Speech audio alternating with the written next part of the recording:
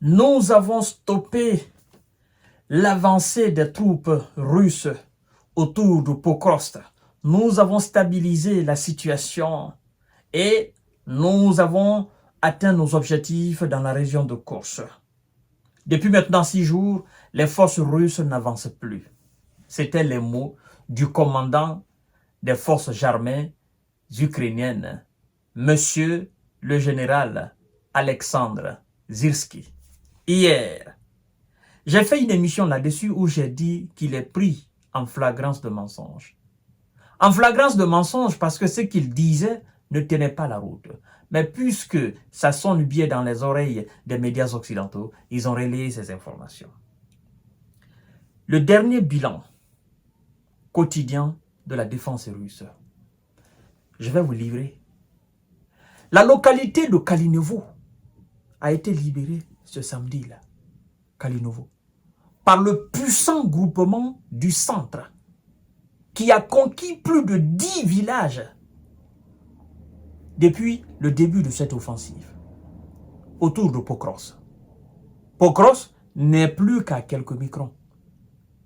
Les habitants sont en train de se chercher. Se cherchent qui peut.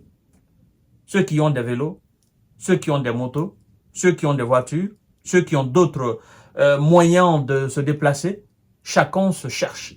Parce que les trains qui devaient venir, ces trains ont été annulés pour des questions de sécurité. Monsieur Alexandre Syrski, vous avez la capacité d'arrêter l'offensive russe autour de Pokrovsk? C'est vrai? Vous avez la capacité? Alors, vous êtes face à des gens auxquels il ne faut pas mentir. Parce que si vous mentez, ils vont vous faire ravaler vos propres mensonges. Mesdames et messieurs et mesdemoiselles, il y a plus de 2000 et quelques S et merceaux étrangers et formateurs qui ont été envoyés au repos éternel dans le dernier bilan quotidien de l'armée russe, de la défense russe. Je dis 2000 et quelques. Des usines de production des missiles. Partagez la vidéo dans tous les groupes possibles. Abonnez-vous sur cette chaîne KantéJ Visionnaire le vrai et activez la cloche de notification pour ne plus rater mes vidéos. L'armée russe libère une nouvelle localité en République populaire de Donetsk, frappe des usines de production de missiles, mesdames et messieurs et mesdemoiselles. Les forces russes ont frappé et ils ont frappé des ateliers produisant des composants pour les missiles Grom-2 et les véhicules aériens sans pilote, rapporte la défense russe dans son bilan quotidien. Laissez-moi vous donner en détail, en substance, ce qui a été fait par les différents groupements de l'armée russe qui sont engagés au niveau de toutes les lignes de front. Je ne cesse de vous dire que la ligne de front, ça s'étend sur plus de 1000 et quelques kilomètres, c'est du nord jusqu'au sud. Le groupement centre, encore lui, le groupement centre, ce puissant groupement qui ne cesse de s'avancer vers la région ou la ville de Pokrovsk. Et c'est ce groupement qui va capturer cette ville-là. C'est ça la réalité. Parce que ce groupement est investi d'une mission. Cette mission est de récupérer la ville de Pokrovsk et se diriger vers Kramatorsk. Ça va se passer devant tout le monde. Le groupement centre a libéré la localité de Kalinovo en République populaire de Donetsk. Le groupement centre a aussi frappé 11 brigades de M. Zeledan et repoussé 7 contre-attaques. Les pertes de M. Zeledan et ses merceaux occidentaux s'élèvent à 470 S, des véhicules blindés de combat Max Pro de fabrication ricaine et un canon automoteur César de fabrication française ont été anéantis, rendus en cendres. Le groupement Nord a frappé 3 brigades ennemies. Les forces de M. Zelensky ont perdu à ce niveau 65 S. Le groupement Ouest a amélioré sa position tactique, frappé 10 brigades de M. Zelensky et ses supplétifs occidentaux, mais aussi des merceaux, repoussé 8 contre-attaques. L'armée de Zelensky et ses supplétifs ont perdu à ce niveau 450 S, un canon automoteur, Bravare de fabrication britannique, des obusiers M198, FH70 et un obusier L119, tous deux de fabrication britannique. 5 dépôts de munitions ont été mis en sac. Le groupement Sud a continué à avancer dans les profondeurs des défenses de M. Zellelan et ses supplétifs occidentaux, frappant ainsi 14 brigades ennemies et la Légion étrangère de M. Zellelan. L'ennemi a perdu à ce niveau 810 S, 2 obusiers M198 de fabrication ricaine et 2 obusiers M119 de fabrication américaine du moins.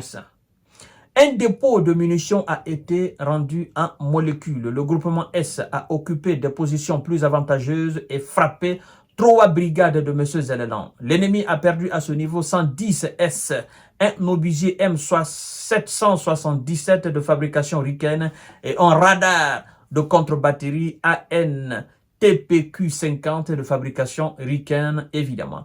Le groupement Dniepr a frappé 4 brigades de M. Zellelan et ses supplétifs occidentaux, mais aussi des merceaux.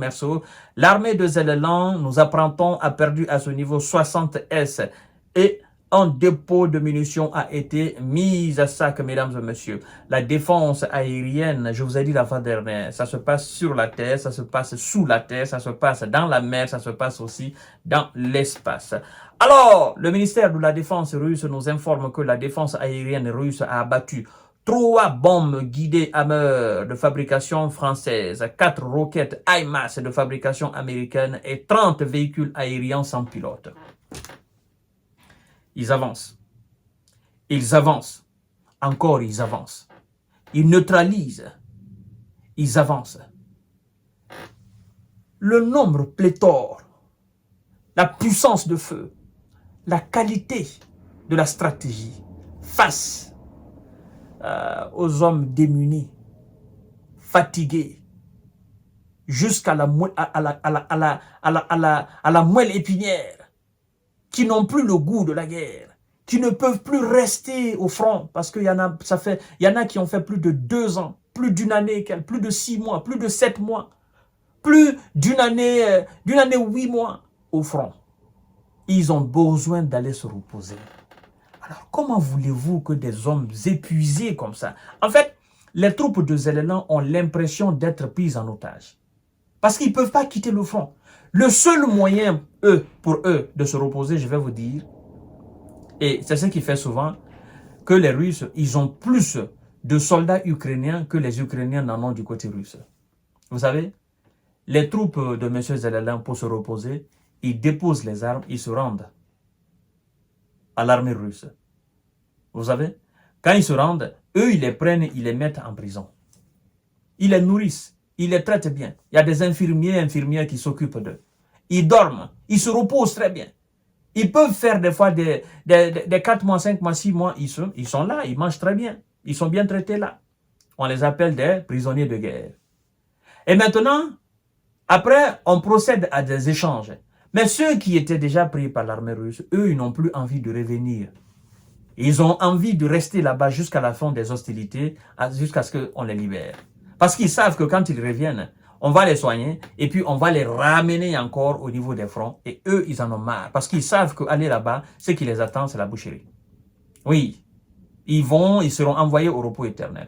Mesdames et messieurs, plus de 2000 et quelques S ont été envoyés au repos éternel par les forces de M. Vladimir Poutine. Et la localité de Kalinovo est libérée. Monsieur le général Alexandre Syrski, alors dites-nous, Kalinovo, ça se trouve où? Ça se trouve dans le sud, auprès d'Odessa, ou bien ça se trouve auprès de la ville de Soumy au nord? Ou bien c'est effectivement la Russie, la direction que la Russie a dit, ça se trouve effectivement là-bas, c'est-à-dire dans la direction de Pokrovsk. Alors, à moins que M. Alexandre Syrski soit animé par une mauvaise foi, sinon, il vient de perdre encore l'une de ses localités. Et il n'a pas pu arrêter les Russes. Il n'a pas pu sauver cette localité. Et je dois vous dire, selon les recensements de 2001, cette localité avait au moins quelques 2000 habitants. Ça, c'est en 2001.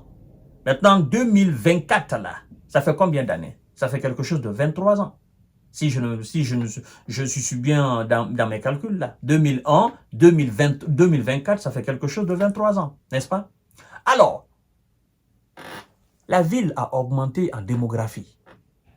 Si c'était 2000 habitants en 2001, maintenant nous sommes en 2024. Ça a augmenté considérablement. Donc c'est devenu une très grande ville. Alors, monsieur Alexandre Sirski, les Russes vous attendent là.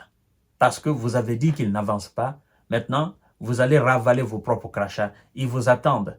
Ils attendent à ce que vous alliez reprendre cette localité de leurs mains. Et puis nous allons voir entre vous deux qui est fort. Des plaisantins comme ça là. À tout à l'heure, mesdames et messieurs, pour une série d'informations et de décortiquage. Merci beaucoup.